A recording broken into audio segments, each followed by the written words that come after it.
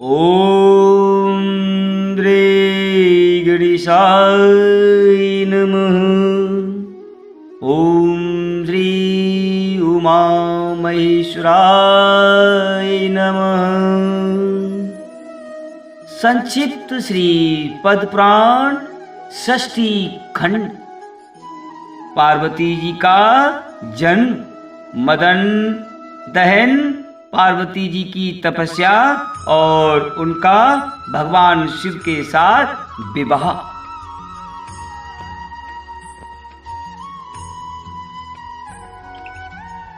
तदनंतर जगत को शांति प्रदान करने वाली गिरिजाराज हिमालय की पत्नी मैना ने परम सुंदर ब्रह्म मुहूर्त में एक कन्या को जन्म दिया। उसके जन्म लेते ही समस्त लोकों में निवास करने वाले स्थावर जंगम सभी प्राणी सुखी हो गए। आकाश में भगवान श्री विष्णु, ब्रह्मा, इंद्र, वायु और अग्नि आदि हजारों देवता विमानों पर बैठकर हिमालय पर्वत के ऊपर फूलों की वर्षा करने लगे। गंधर्व गाने गाने लगे। उस समय संसार में हिमालय पर्वत समस्त चराचर भूतों के लिए सेव्य था तथा आश्रय लेने के योग्य हो गया। सब लोग वहां निवास और वहां की यात्रा करने लगे। उत्सव का आनंद ले देवता अपने अपने स्थान को चले गए। गिरिराज कुमारी उमा को रूप, सौभाग्य और ज्ञान आदि गुणों ने विभूषित किया। इस प्रकार वह तीनों लोकों में सबसे अधिक सुंदरी और समस्त शुभ लक्षणों से संपन्न हो गई। इसी बीच में कार्य साधन परायण देवराज इंद्र ने देवताओं द्वारा सम्मानित देवर्षि नारद का स्मरण किया। इंद्र का अभिप्राय जानकर देवर्षि नारद बड़ी प्रसन्नता के साथ उनके भवन में आए। उन्हें देखकर इंद्र सिंहासन से उठ खड़े हुए और यथा योग्य पाद आदि के द्वारा उन्होंने नारद जी का पूजन किया। फिर नारद जी ने जब उनकी कुशल पूछी तो इंद्र ने कहा, हे महामुने, त्रिभुवन में हमारी कुशल का अंकुर तो जम चुका है। अब उसमें फल लगने का साधन उपस्थित करने के लिए मैंने आपकी याद की है। ये सारी बातें आप जानते ही हैं, फिर भी आपने प्रश्न किया है, इसलिए मैं बता रहा हूँ। विशेषतः अपने सुहृदों के निकट अपना प्रयोजन बताकर प्रत्येक पुरुष बड़ी शांति का अनुभव करता है। अतः जिस प्रकार संयोग हो उसके लिए हमारे पक्ष के सब लोगों को शीघ्र उद्योग करना चाहिए। इंद्र से उनका सारा कार्य समझ लेने के पश्चात नारद जी ने उनसे विदा ली और शीघ्र ही गिरिराज हिमालय के भवन के लिए प्रस्थान किया। गिरिराज के द्वार पर जो विचित्र वैत की लताओं से हरा भरा था, पहुंचने पर हिमवान ने पहले ही बाहर निकलकर मुनि को प्रणाम किया। उनका भवन पृथ्वी का भूषण था। उसमें प्रवेश करके अनुपम कांति वाले मुनिवर नारद जी का एवं एक बहुमूल्य आसन पर विराजमान हुए। फिर हिमवान ने उन्हें यथा योग्य अर्घ्य पाद आदि निवेदन किया और बड़ी मधुर वाणी में नारद जी के तप की कुशल पूछी। उस समय गिरिराज का मुख कमल प्रफुल्लित हो रहा था। मुनि ने भी गिरिराज की कुशल पूछते हुए कहा, हे पर्वतराज, तुम्हारा कलेवर अद्भुत है। तुम्हारा स्थान धर्मानुष्ठान के लिए बहुत ही उपयोगी है। तुम्हारी कंदराओं का विस्तार विशाल है। इन कंदराओं में अनेकों पावन एवं तपस्वी मुनियों ने आश्रय ले तुम्हें पवित्र बनाया है। हे गिरिराज, तुम धन्य हो जिसकी गुफा में लोकनाथ भगवान शंकर शांति पूर्वक ध्यान लगाए बैठे रहते हैं। श्री पुलस्त मुनि जी कहते हैं, हे देवर्षि नारद, देवर्षि नारद की यह बात समाप्त होने पर गिरिराज हिमालय की रानी मैना मुनि का दर्शन करने की इच्छा से उस भवन में आई। वे लज्जा और प्रेम से बाहर से झुकी हुई थी। उनके पीछे पीछे उनकी कन्या भी आ रही थी। देवर्षि नारद जी तेज की राशि जान पड़ते थे। उन्हें देखकर शैलपुत्री ने प्रणाम किया। उस समय उनका मुख अंचल से ढका था और कमल के समान शोभा पाने वाले दोनों हाथ जुड़े हुए थे। अमित तेजस्वी देवर्षि ने महाभाग मैना को देखकर अपने अमृतमय आशीर्वादों से उन्हें प्रसन्न किया। उस समय गिरिराज कुमारी उमा अद्भुत रूप वाले नारद मुनि की ओर चकित चित्त से देख रही थी। देवर्षि ने स्नेहमयी वाणी में कहा, हे बेटी यहाँ आओ। उनके इस प्रकार बुलाने पर उमा पिता के गले में बाहें डालकर उनकी गोद में बैठ गई। तब उसकी माता ने कहा, हे बेटी देवर्षि को प्रणाम करो। उमा ने ऐसा ही किया। उसके प्रणाम कर लेने पर माता ने कौतूहलवश पुत्री के शारीरिक लक्षणों को जानने के लिए अपनी सखी के मुंह से धीरे से कहलाया, हे महामुनि, इस कन्या के सौभाग्य सूचक चिन्हों को देखने की कृपा करें। मैना की सखी से प्रेरित होकर महाभाग मुनिवर नारद जी मुस्कुराते हुए बोले, हे बद्रे, इस कन्या के पति का जन्म नहीं हुआ है। ये लक्षणों से रहित है। इसका एक हाथ सदा उत्तान सीधा रहेगा। इसके चरण व्यभिचारणचारी लक्षणों से युक्त हैं, किंतु उनकी कांति बड़ी सुंदर होगी। यह ही इसका भविष्य है। नारद जी की ये बात सुनकर हिमवान भय से घबरा उठी। उनका धैर्य चाहता रहा। वे आंसू बहाते हुए गदगद कंठ से बोले, अत्यंत दोषों से भरे हुए संसार की गति दुर्वेग्य है। उसका ज्ञान होना कठिन है। शास्त्रकारों ने शास्त्रों में पुत्र को नरक से प्राण देने वाला बनाकर सदा पुत्र प्राप्ति की ही प्रशंसा की है, किंतु यह बात प्राणियों को मोह में डालने के लिए है, क्योंकि स्त्री के बिना किसी जीव की सृष्टि हो ही नहीं सकती। परंतु यह स्त्री जाति स्वभाव से ही दीन एवं दयनीय है। शास्त्रों में यह महान फलदायक वचन अनेकों बार निसंदेह रूप से दोहराया गया है कि शुभ लक्षणों से संपन्न सुशीला कन्या 10 पुत्रों के समान, किंतु आपने मेरी कन्या के शरीर में केवल दोषों का ही संग्रह बताया है। ओह, यह सुनकर मुझ पर मोह छा गया है। मैं सूख गया हूँ। मुझे बड़ी भारी ग्लानि और विषाद हो रहा है। हे महामुनि, मुझ पर अनुग्रह करके इस कन्या संबंधी दुख का निवारण कीजिए। हे देवर्षि, आपने कहा है कि इसके पति का जन्म ही नहीं हुआ। यह ऐसा दुर्भाग्य है जिसकी कहीं तुलना नहीं है। यह अपार और दुस्सह दुख है। हाथों और पैरों में जो रेखाएं बनी होती हैं, वे मनुष्य अथवा देव जाति के लोगों को शुभ और अशुभ फल की सूचना देने वाली है। सो आपने इसे लक्षणहीन बतलाया है। साथ ही यह भी कहा है कि इसका एक हाथ सदा उत्तान रहेगा, परंतु उत्तान हाथ तो सदा याचकों का ही होता है। वे ही सबके सामने हाथ फैलाकर मांगते देखे जाते हैं। जिनके शुभ का उदय हुआ है, जो धन्य तथा दानशील है, उनका हाथ उत्तान नहीं देखा जाता।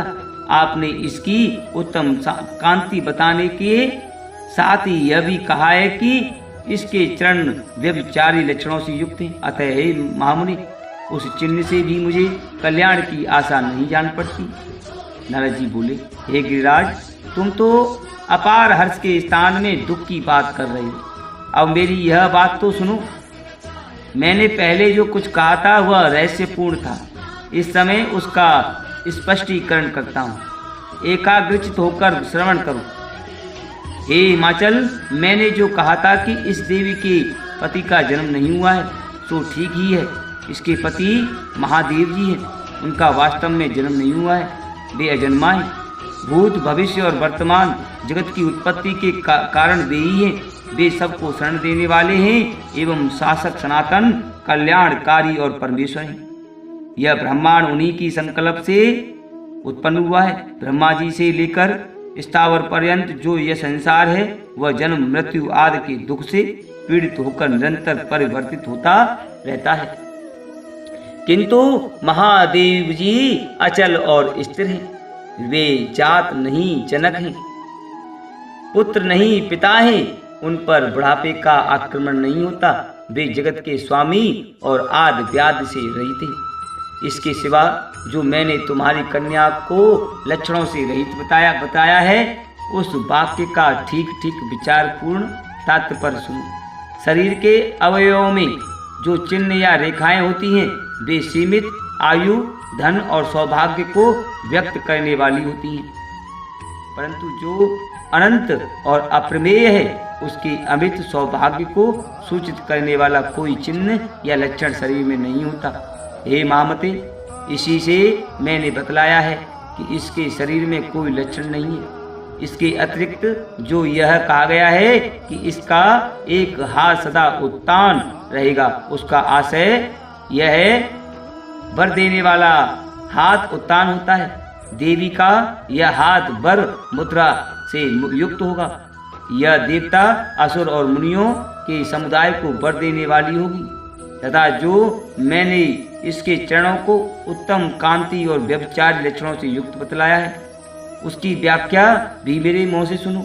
हे गिरिश्रेष्ठ, इस कन्या के चरण कमल के समान अरुण रंग के हैं। इन पर नखों की उज्जवल कांति पड़ने से स्वच्छता श्वेत कांति आ गई है। देवता और असुर जब इन्हें प्रणाम करेंगे, तब उनके किरीट में जड़ी हुई मणियों की कांति इसके चरणों में प्रतिबिंबित होगी। उस समय ये चरण अपना स्वाभाविक रंग छोड़कर विचित्र रंग के दिखाई देंगे। उनके इस परिवर्तन और विचित्रता को ही व्यभिचार कहा गया है। अतः तुम्हें कोई विपत्ति विपरीत आशंका नहीं करनी चाहिए। हे महाधी महीधर, यह जगत का भरण पोषण करने वाली वृषभध्वज महादेव जी की पत्नी है। यह संपूर्ण लोकों की जननी तथा भूतों को उत्पन्न करने वाली है। इसकी कांति परम पवित्र है। यह साक्षात शिवा है और तुम्हारे कुल को पवित्र करने के लिए ही इसने तुम्हारी पत्नी के गर्भ से जन्म लिया है। अतः जिस प्रकार यह शीघ्र ही पिनाकधारी भगवान शंकर का संयोग प्राप्त करे, उसी उपाय का तुम्हें विधि पूर्वक अनुष्ठान करना चाहिए। ऐसा करने से देवताओं का एक महान कार्य सिद्ध होगा। श्री पुलस्त मुनि जी कहते हैं, हे राजन, नारद जी के मुंह से ये सारी बातें सुनकर मैना के स्वामी गिरिराज हिमालय ने अपना नया जन्म हुआ माना। वे अत्यंत हर्ष में भरकर बोले, हे प्रभु, आपने घोर और दुष्ट नरक से मेरा उद्धार कर दिया। हे महामुने, आप जैसे संतों का दर्शन निश्चय ही अमोघ फल देने वाला होता है।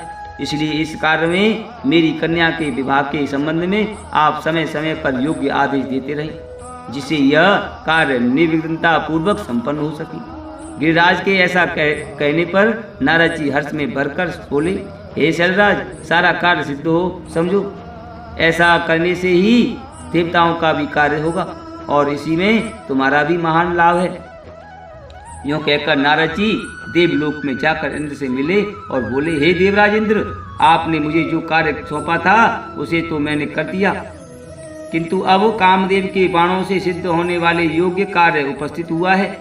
कार्यदर्शी नारद मुनि के इस प्रकार कहने पर देवराज इंद्र ने आम की मंजरी को ही अस्त्र के रूप में प्रयोग करने वाले कामदेव का स्मरण किया। उसे सामने प्रकट कर हुआ देख इंद्र ने कहा, हे रति वल्लभ, तुम्हें बहुत उपदेश देने की क्या आवश्यकता?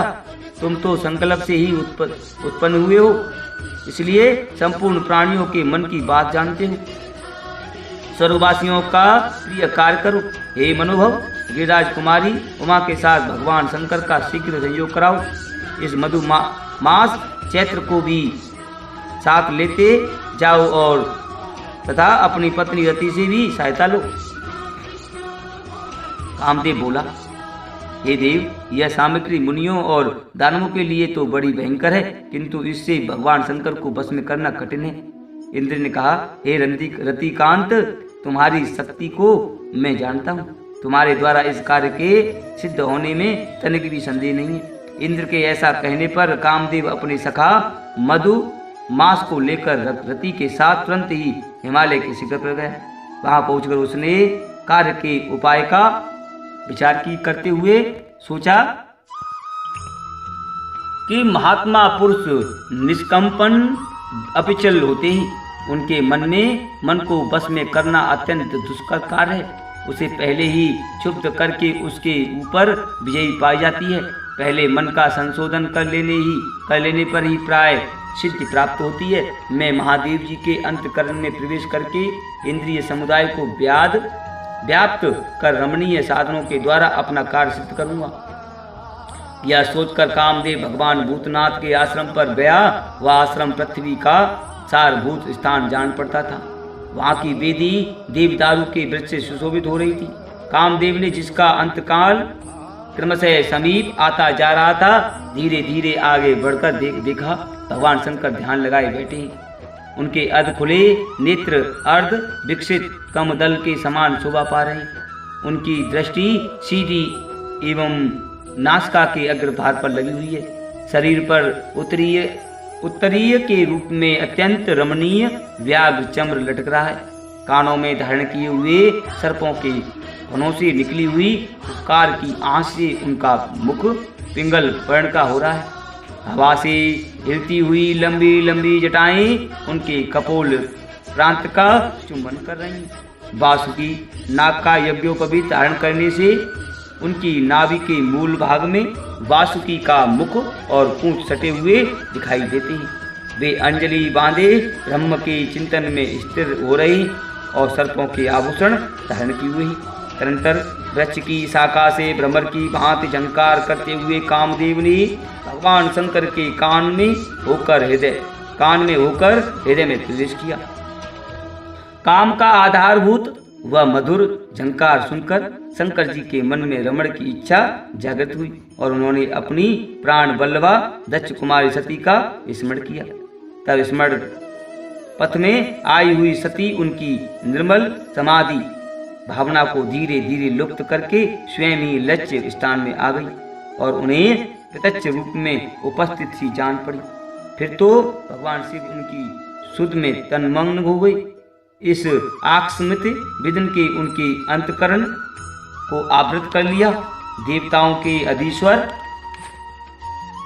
शिव क्षण भर के लिए काम जनित विकार को प्राप्त हो गए, किंतु यह अवस्था अधिक देर तक न रही। कामदेव का कुचक्र समझकर उनके हृदय में कुछ क्रोध का संचार हो आया। उन्होंने धैर्य का आश्रय लेकर कामदेव के प्रभाव को दूर किया और स्वयं योग माया से आवृत होकर दृढ़ता पूर्वक समाधि में स्थिर हो गए। उस योग माया से आविष्ट होने पर कामदेव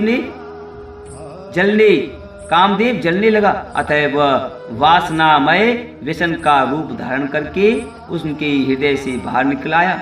बाहर आकर वह एक स्थान पर खड़ा हुआ। उस समय उसकी सायिका रति और सखा वसंत इन दोनों ने भी उसका अनुसरण किया। फिर मदन ने आम की मोर का मनोहर गुच्छ लेकर उसमें मोह नास्त्र का आधान किया और उसे अपने पुष्पमय धनुष पर रखकर तुरंत ही महादेव जी की छाती में मारा। इंद्रियों के समुदाय रूप हृदय के बिंद जाने पर भगवान शिव ने कामदेव की ओर दृष्टिपात किया। फिर तो उनका मुख क्रोध के आवेग से निकलते हुए घोर हुंकार के कारण अत्यंत भयानक हो उठा। उनके तीसरे नेत्र में आग की ज्वाला प्रज्वलित हो उठी।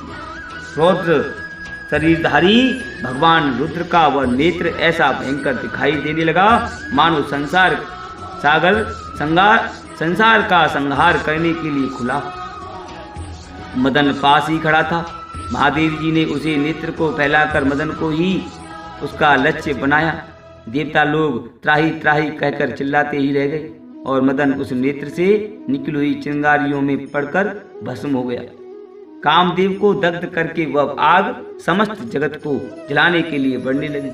यह जानकर भगवान शिव ने उस कामाग्नि को आम के वृक्ष, बसंत चंद्रमा, पुष्प समूह भ्रमर तथा कोयल के मुख में बांट दिया। महादेव जी बाहर और भीतर भी कामदेव के बाणों से विद्ध थे, इसलिए उपर्युक्त स्थानों में उस अग्नि का विभाग करके वे उनमें से प्रत्येक को प्रज्वलित कामाग्नि के ही रूप में देखने लगे। वह कामाग्नि संपूर्ण लोक को क्षोभ में डालने वाली है। उसके प्रसार की रोकना कठिन होता है। उसके प्रसार को रोकना कठिन होता है। कामदेव को भगवान शिव के ओंकार की ज्वाला से भस्म हुआ देख रति उसके सखा वसंत के साथ जोर जोर से रोने लगे। फिर वह त्रिनेत्रधारी भगवान चंद्रशेखर की शरण में गई और धरती पर घुटने टेककर स्तुति करने लगी। रति बोली, जो सबके मन है, यह जगत जिनका स्वरूप है और जो अद्भुत मार्ग से चलने वाले हैं, उन कल्याणमय शिव को मेरा नमस्कार है। जो सबको शरण देने वाले तथा प्राकृतिक गुणों से रहित हैं, उन भगवान शंकर को नमस्कार है। नाना लोकों में समृद्धि का विस्तार करने वाले शिव को नमस्कार है। भक्तों को मनोवांछित वस्तु देने वाले महादेव जी को प्रणाम है। कर्मों को उत्पन्न करने वाले महेश्वर को नमस्कार है। हे प्रभु, आपका स्वरूप अनंत है, आपको सदा ही नमस्कार है। हे देव, आप ललाट में चंद्रमा का चिन्ह धारण करते हैं, आपको नमस्कार है। आपकी लीलाएं असीम हैं, उनके द्वारा आपकी उत्तम स्तुति होती रहती है। वृषभराज नंदी आपका वाहन है। आप दानवों के तीनों पुरों का अंत करने वाले हैं, आपको मेरा बारंबार नमस्कार है। आप सर्वत्र प्रसिद्ध हैं और नाना प्रकार के रूप धारण किया करते हैं, आपको मेरा नमस्कार है।